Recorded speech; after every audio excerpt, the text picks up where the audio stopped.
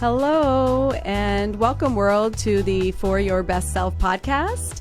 It's Dr. Saluja, and today I'm proud and pleased to host a close friend, Monika Prasad, who happens to be a gifted interior designer extraordinaire. She's from Brian Ellison Designs. And, since Dr. Novo and I work on beautifying the face, body, and skin, I really wanted to learn more about Monika's perspective on beautifying the interior space in which we live and work, because believe it or not, they're closely aligned. So welcome, Monika. It's good to have you here. It's an honor to be here. It's good to have you here. So we also, Dr. Nova and I also like talking about interior design, and I think we both say we would either be an interior designer or we'd be a librarian. We'd be librarians or designers if we weren't doctors. So this, maybe next I'll have a librarian, but it's so good to start on one of our passions with you, with an expert. So tell me a little bit about yourself, maybe your story, how you became interested in interior design.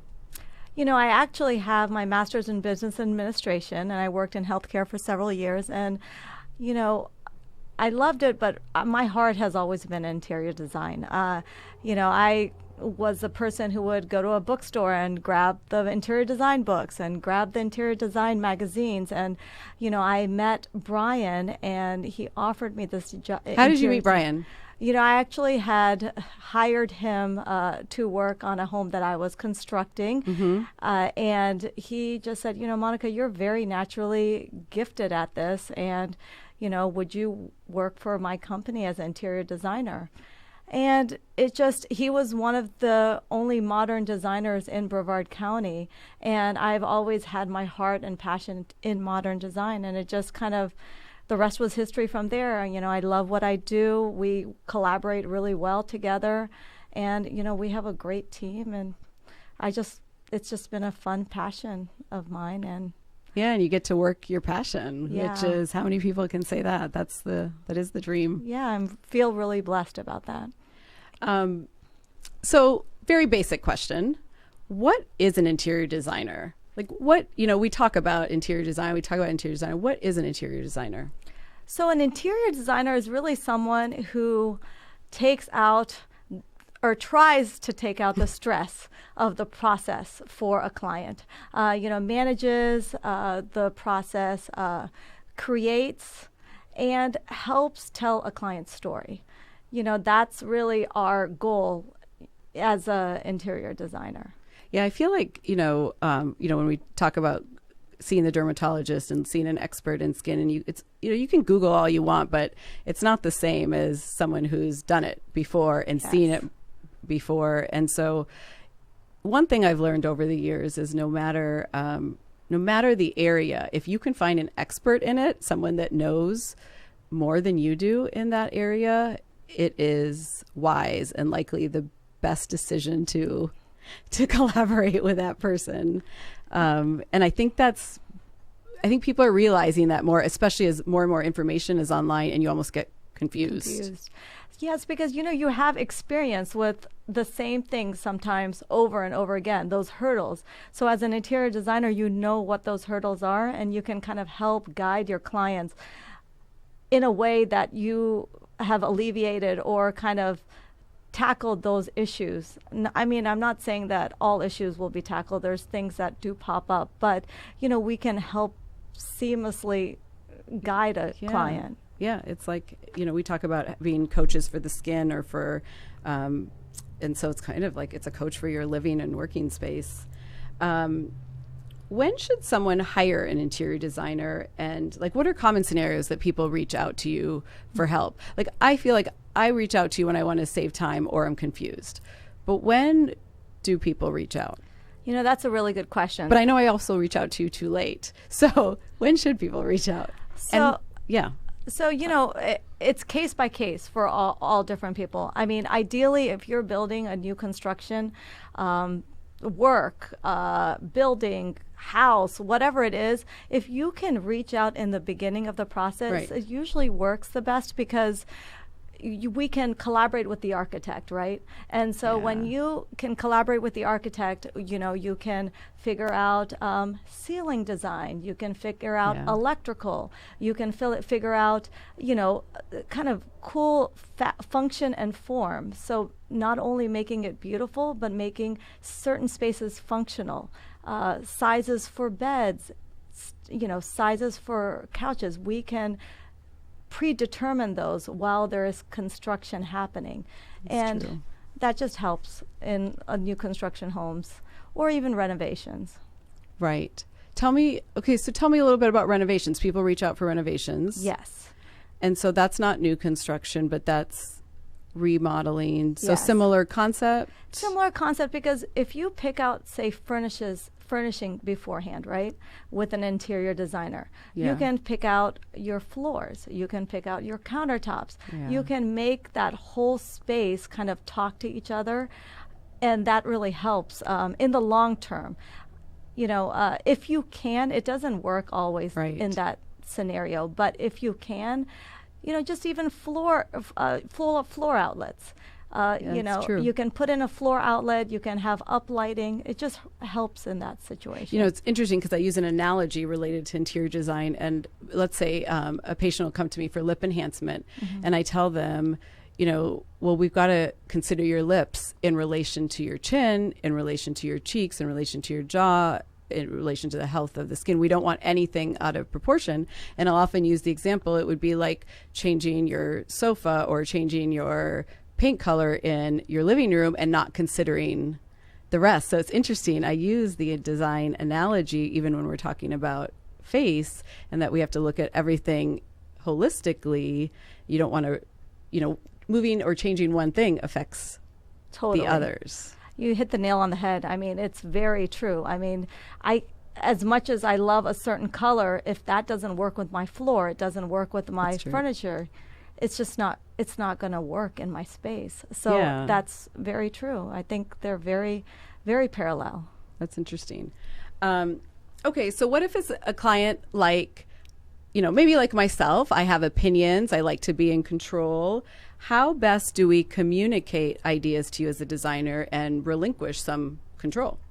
So, that's a great question, because I think a lot of people that hire interior designers have already some sense of what they want, right? That's true. They have done the research, they've looked. Either there's two type of clients that we get. One is that really just wants this to be something that they want those sources. They want those sources outside of the ones that they can find online or at regular stores. But they are very much in control. They really know what they kind of want, and they have inspiration pictures. And then there's the other client who's like, I don't really care too much about doing the design process. I just want a beautiful home to come to and live in. And so communication is key. Pinterest boards, showing us pictures of what you are inspired about, what makes you excited, really helps us as a designer bring that to life for you. But you don't also want it to just be a picture of a magazine, right? You want to be able to talk about your own personality and in your space. You want so that it looks like you. It looks like you. And so we can bring in some of those personal touches to it. And the other that is true. That's another analogy. I'm finding so many. Yeah. Because people will come in and say, I want to look like Kylie Jenner, and I'm like, no, you don't. You want to look like yourself. Yes. Enhanced. So same sense. You don't want someone else's house or the house out of a magazine or the room out of a magazine. You want your own. That's so true. It's true.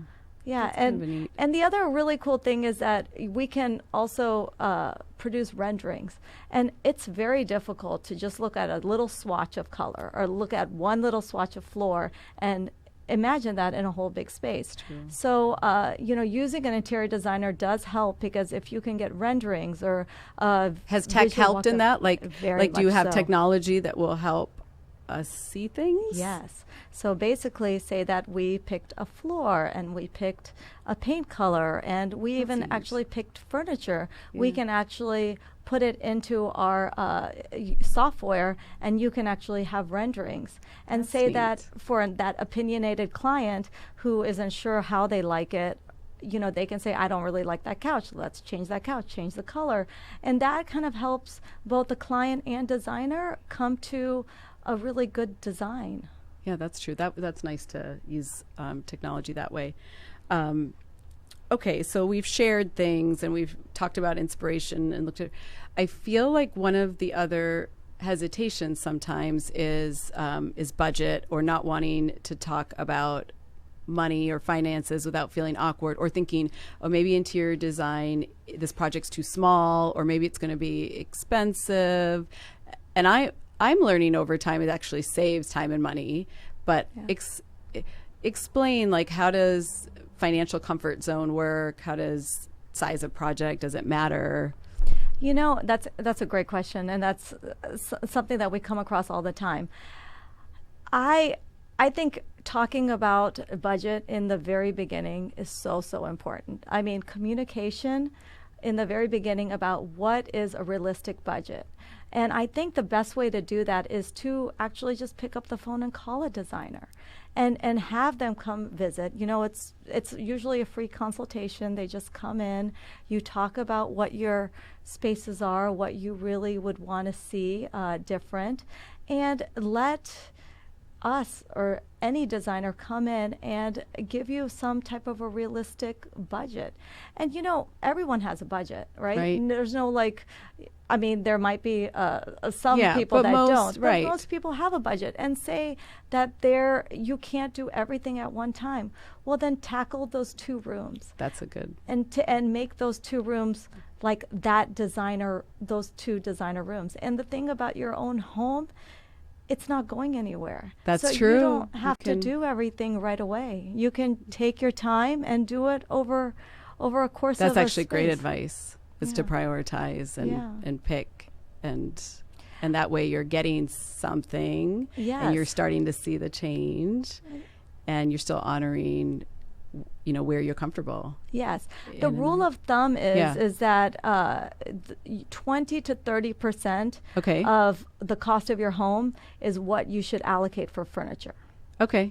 So, interesting. That's good to know. That might be a good way to kind of think about, can I afford a designer? Can I not? Or if you just have that family room and that kitchen area that you want to make spectacular, reach out to a designer. They might be able to help you. And, it saves you from making a lot of mistakes that are going to be costly in the long run anyways. Right. So then you won't be redoing it. Right. And I mean, that's happened to everyone. That's happened to me. That's happened to everyone. So, in a way, you're saving money. Upfront cost may be a little bit more, but later on, it'll save you money. That's true. So now let's say I come up with something, or you come up with something. How do you determine timeline, or how long it takes to do a certain type of project? Do you have examples? Because I feel like one of my personal things is, okay, I want it, but now I want it tomorrow. Yes. And so I don't want to call because I feel like, oh, maybe now it'll be 2 or 3 months and I'm feeling impatient. Yes. So how do you manage that, or what's realistic? So, there's several different ways to manage that. I will say that client who is just needs it right away, that ends up sometimes becoming difficult. And I'll tell you why. Because the planning period is so important to be able to take that little bit of time. Say if it's 6 weeks, just having that patience, it allows the designer and allows you as a client to collaborate, come up with ideas, and then move forward from there. So it's good to sleep on things even. Yes. And so, we have done projects that have taken 3 months. Like we furnished a whole model home just recently, and we were able to furnish that in 3 months. But that's where the builder says, just design it, do it, just take care of it. And then we have new construction homes that we're on 2 years right now. So I think it really varies client by client and case by case how we handle it. But I would advise that it is important to take a little bit of time after you sign with your designer to explore, to really kind of hone in what you love, because even as a designer, there's so many beautiful things out there, right? Right. And it's so difficult that you can get confused. I mean, you have one bathroom and 4 amazing tile selections. Right. So what do you really love? So really taking the time to plan before will alleviate stress, alleviate cost. You won't have change orders later on. You know, that patience is key. Patience is a virtue, right? It always really comes to being patient. Can you share some design tips with me? Like, do you have some pearls or things that, you know, we can say, okay, well, that was something I learned today that I didn't know. Yes. Or that our listeners may not have, you know, may not know. So really, I think some design tips or trends really that are happening right now is really keeping a very natural and neutral palette. So meaning that your floors are a neutral color, your walls are a neutral color, drapery neutral. Okay. But then you have and furniture neutral, but then you have crazy so your pops of expensive color. things that are harder to Yes. change. Okay.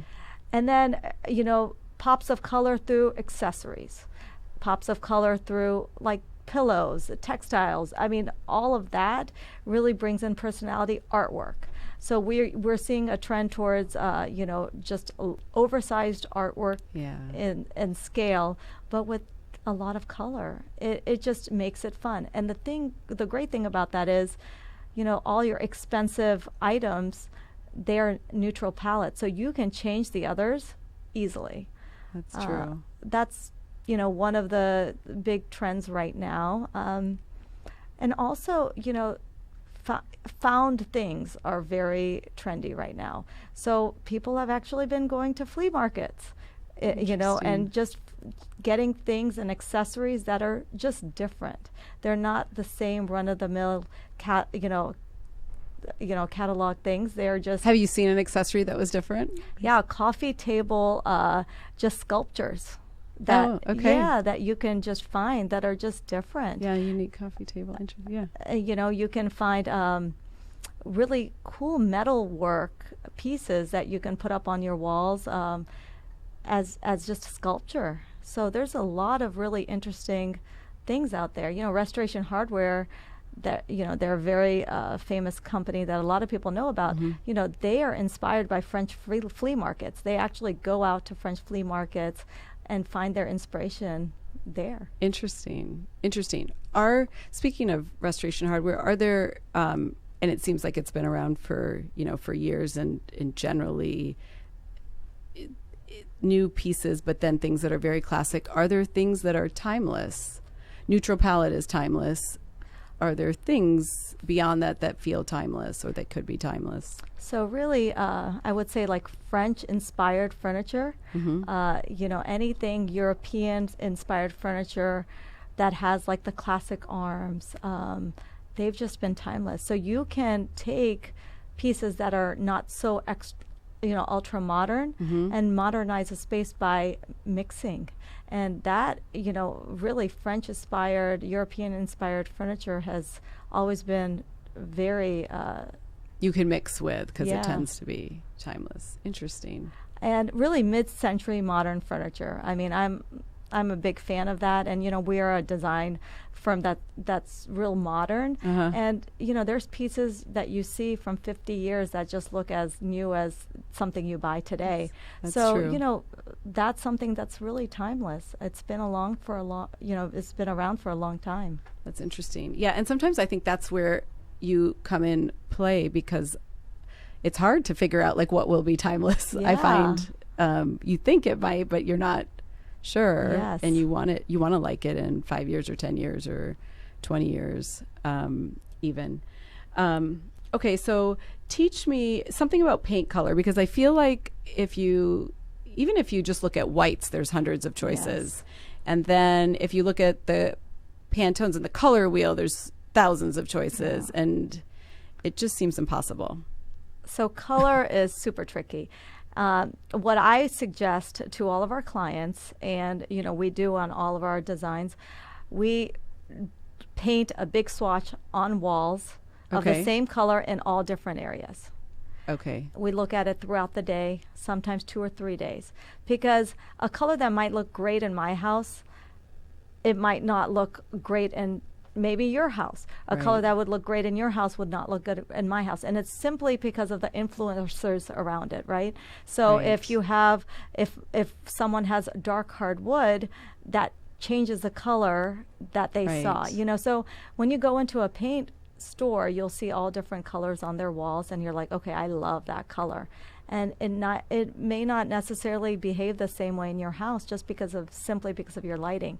So I really do suggest not using little swatches and putting it up on the wall, but simply if you are committing to painting, just go ahead and put very big paint swatches up on your wall, but not in just one space, but in several spaces of your home before committing to a color. Okay, so you can see. So you can see. So making the effort ahead of time is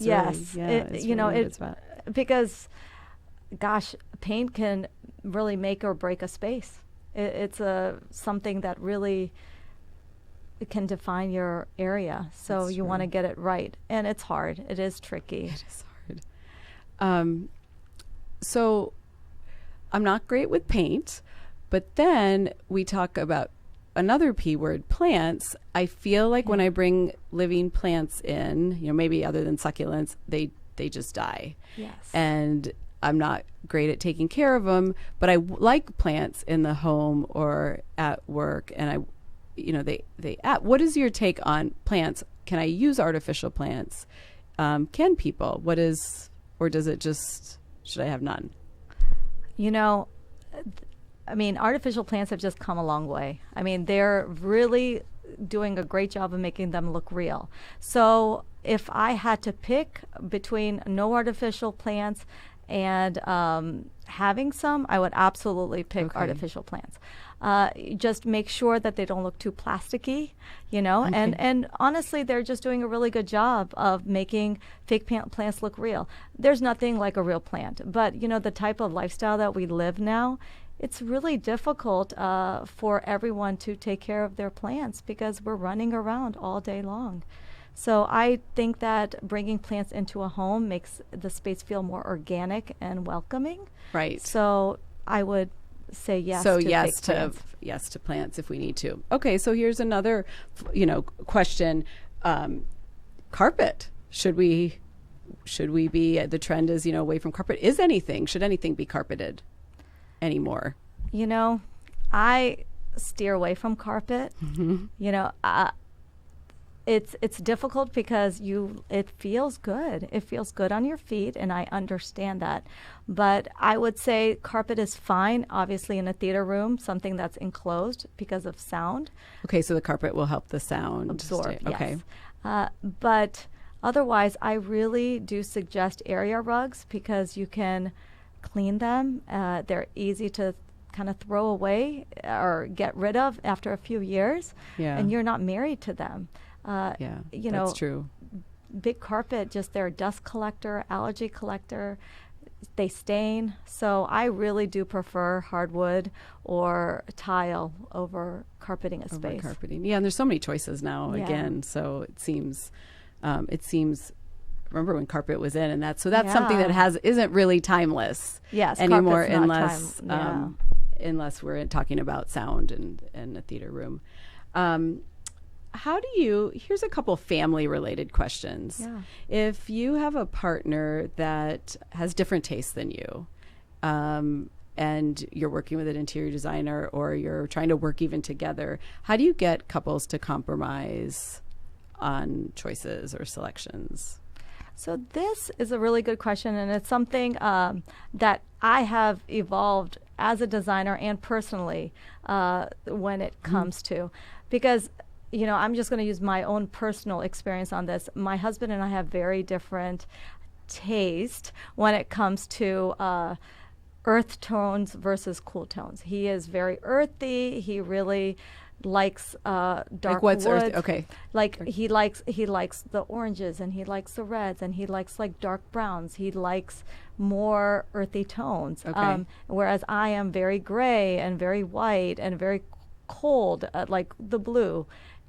So what we have found that works best for our clients and personally is kind of allocating certain spaces. Okay. So that both clients and both partners in a relationship feel like they're getting what they want. So basically my husband, he picked out the wall colors and the flooring in the office and in the game room, and then I handled other areas. What I found is that if you compromise on a color, neither the husband or the wife partners was happy. Right. Because you didn't get what you wanted and he didn't get what he wanted. Right. So my suggestion would be is what are the areas that are most important to each of the partners? Okay. And to take that on and kind of embrace that. That's actually really good advice, is to kind of and I think that would be a lot of help, to have somebody help navigate through those decisions when there's two people trying to give input and decide. So we've tackled partner opinions, but what about a child's opinion? Should that matter in a home?